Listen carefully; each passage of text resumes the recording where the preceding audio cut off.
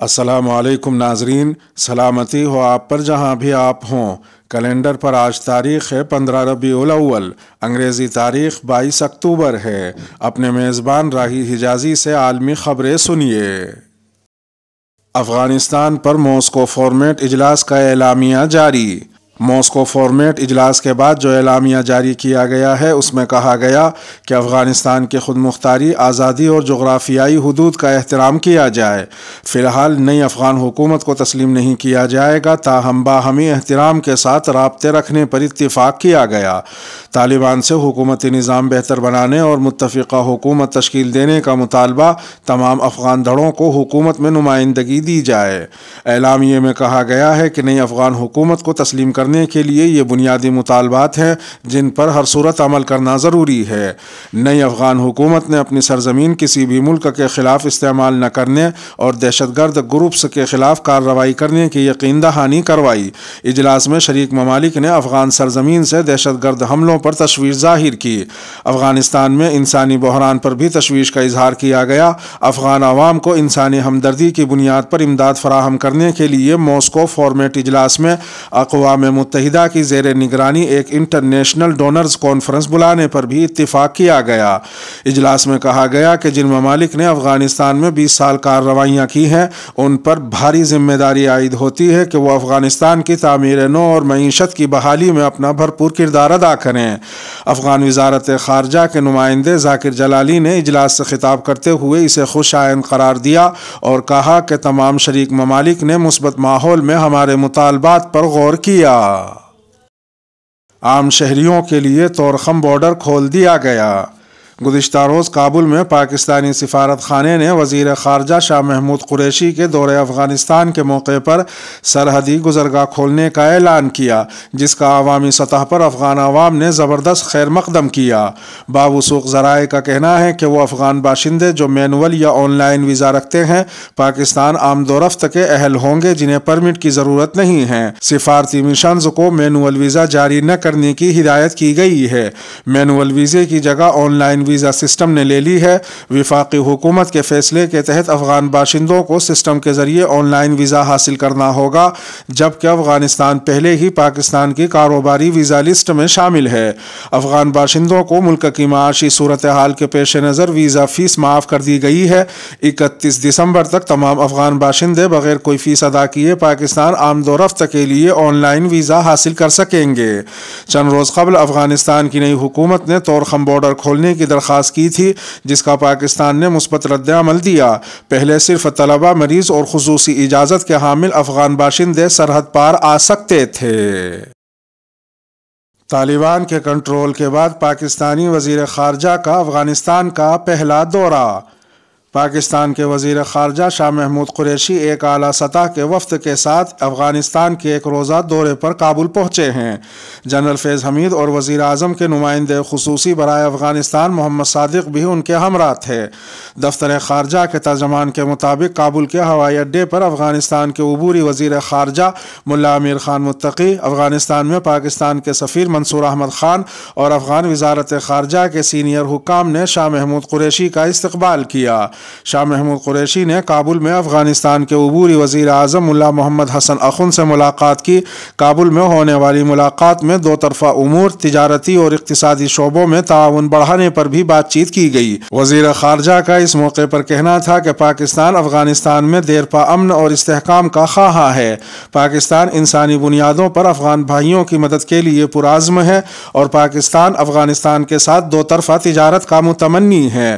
شاہ محمود قریشی نے کہا کہ پاکستان افغانستان کے قریبی ہمسایہ ممالک کے ساتھ مل کر خطے میں امن کے لیے پرعزم ہے۔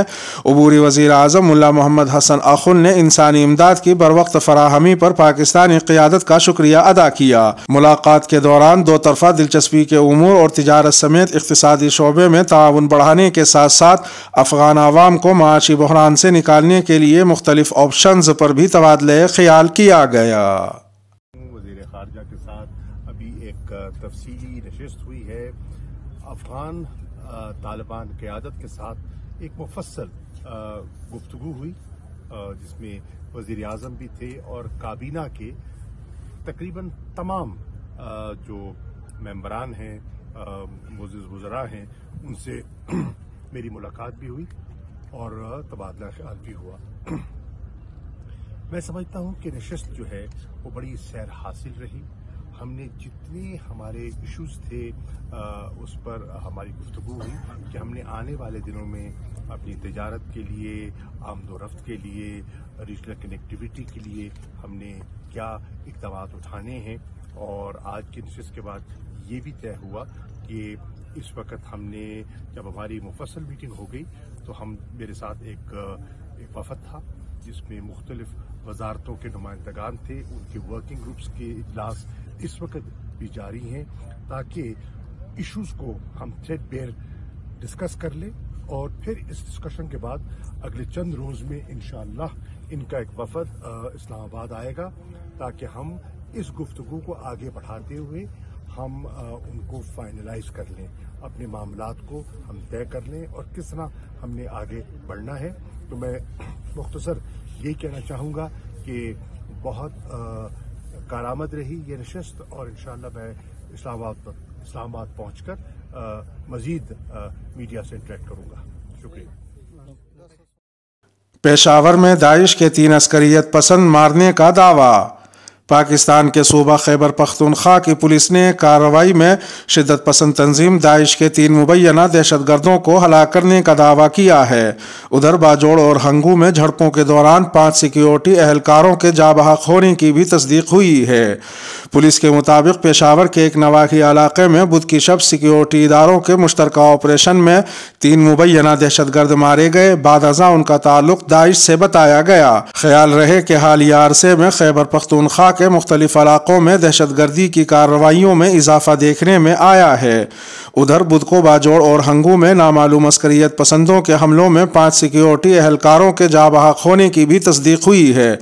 बाजोड़ के जिली पुलिस ऑफिसर अब्दुस्समद ने सहाफ़ियों को बताया कि सिक्योरिटी एहलकार इलाके में एक और धमाके की जगह का मुआयना करने जा रहे थे जब उनकी गाड़ी को निशाना बनाया गया, जो धमाके के बाद मुकम्मल तौर पर तबाह हो गई। बाजोड़ हमले की जिम्मेदारी कल-ए-आदम तहरीक तालिबान पाकिस्तान ने कबूल की है।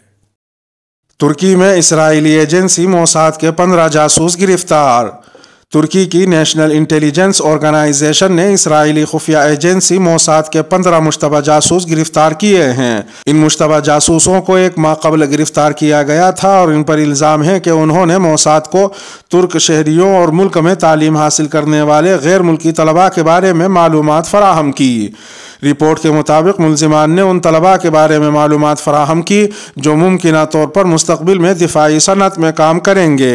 मुश्तबा अफराद को गिरफ्तार करने का ऑपरेशन तुर्की की नेशनल इंटेलिजेंस ऑर्गेनाइजेशन ने 1 साल से जारी इंसदाद इंटेलिजेंस ऑपरेशन के बाद किया था। मुश्तबा अफराद की तकरीबन 1 साल तक तकनीकी और इंसानी इंटेलिजेंस के तरीक़ों के जरिए निगरानी की गई थी। इराक और सऊदी अरब के दरमियान 1.5 साल से ज़्यादा अरसे के बाद बराह रास्त परवाज़ें बहाल। इराक की वजारत नक़्ल व हमल ने सऊदी अरब के साथ कौमी फ़िज़ाई कंपनी की बराह रास्त परवाज़ें दोबारा चलाने का ऐलान किया है। ट्रांसपोर्ट वजारत ने जुमेरात को एक बयान में कहा कि हमारी कौमी फ़िज़ाई कंपनी ने भरपूर कोशिशों के बाद कोरोना वायरस की वबा की वजह से गुज़िश्ता करीबन 2 साल की मुअत्तली के बाद इराक के हवाई अड्डों से सऊदी अरब के हवाई अड्डों के लिए अपनी बराह रास्त परवाज़ें दोबारा शुरू कर दी हैं। वाज़ेह रहे कि इराक ने मार्च 2020 में कोविड-19 की वबा के उरूज के दिनों में अपने हवाई अड्डों पर तमाम परवाज़ों की आमदोरफ्त मुअत्तल कर दी थी और सऊदी अरब ने भी इसी माह इराक के लिए अपनी परवाज़ें मुअत्तल कर दी थी और सफरी पाबंदी आयद कर दी थी। इराक की वजारत ट्रांसपोर्ट ने मजीद कहा कि हज और उम्रा अथॉरिटी और सऊदी हुक्काम के साथ आला सतह की हम आहंगी के बाद परवाज़ें बहाल की जा रही हैं ताकि दोनों ममालिक की वज़ा करदा हिदायत के मुताबिक इराक़ी उम्रा ज़ायरीन की नक़्ल व हमल में आसानी पैदा की जा सके। तहरीक लब्बैक पाकिस्तान का इस्लामाबाद की जानिब लॉन्ग मार्च का ऐलान, मुतअद्दिद सड़कें ट्रैफिक के लिए बंद। मजहबी और सियासी जमात तहरीक लब्बैक पाकिस्तान ने आज जुमे के रोज़ बाद अज़ नमाज जुमा वफाक़ी दारुल हुकूमत इस्लामाबाद की जानिब लॉन्ग मार्च का ऐलान कर रखा है, जिसके बाइस मुख्तलिफ शहरों में सिक्योरिटी के इंतज़ामात सख्त कर दिए गए हैं। जुमे के रोज सुबह से ही इस्लामाबाद और रावलपिंडी के संगम पर वाक़ फैजाबाद चौक और रावलपिंडी स्टेडियम रोड को ट्रैफिक के लिए बंद कर दिया गया। इसके अलावा रावलपिंडी की मरकजी शाहराह मरी रोड को भी मुतअद्दिद जगहों से ट्रैफिक के लिए बंद कर दिया गया, जिससे दोनों शहरों में आम लोगों को मुश्किलात पेश आ रही हैं। तर्जमान तहरीक लब्बैक के मुताबिक उनकी जमात और कारकुन बाद अज़ नमाज जुमा इस्लामाबाद की जानिब लॉन्ग मार्च का आगाज़ करेंगे। तंजीम की मरकजी शोरा कह चुकी है कि अगर मार्च रोकने की कोशिश की गई तो हमारे पास प्लान भी मौजूद है।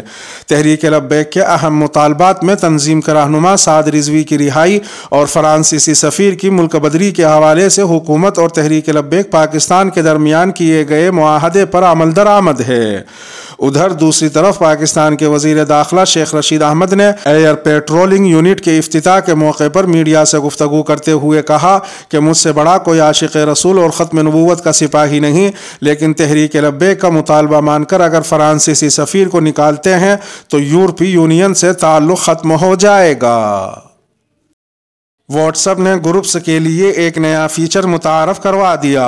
कोरोना वायरस की वबा के दौरान व्हाट्सएप ग्रुप्स कॉल्स में इजाफा हुआ था और इसी के बाइस कंपनी ने उसमें शामिल अफराद की हद 8 अफराद तक बढ़ा दी थी।